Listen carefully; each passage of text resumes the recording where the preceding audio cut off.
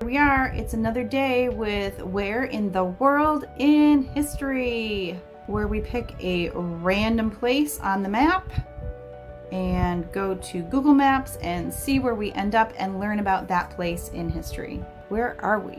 We are closest to Lata, Lata. So I've not heard of Lata, but I have heard of the Solomon Islands, and Lata is in the Solomon Islands.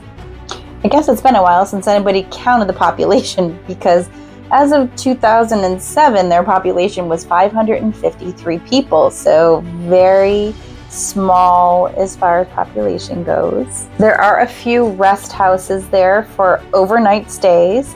They have a post office, a telecom station, and a bunch of stores. How do most people get there?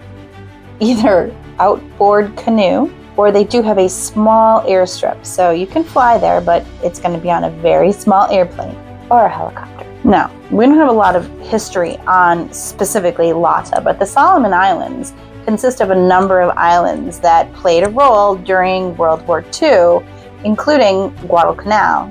And these islands, they've been inhabited for about 30,000 years. However, you know what's coming if you've been following these, don't you? What happens to a lot of these places, these small little places? They belong to some Europeans at some point in time, right? Yep. In this case, we're talking about the Spanish. First, it was the Spanish in 1568, then the Portuguese came along for a while, and eventually the British laid claim to these islands. Surprise, surprise. That would have been in 1893. They stayed a protectorate of the British until they were granted self-governing status in 1975, and in 1978 they became independent. I don't know about you guys, but I'm learning a lot by randomly dropping in somewhere in the world, and it really reinforces that idea of changing continuity, or especially continuity.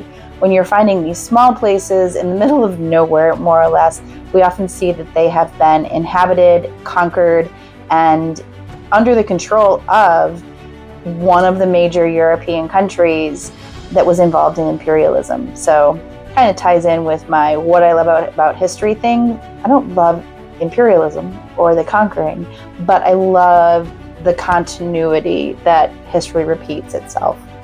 I'm Wendy with AP History Help, and this has been another edition of Where in the World in History.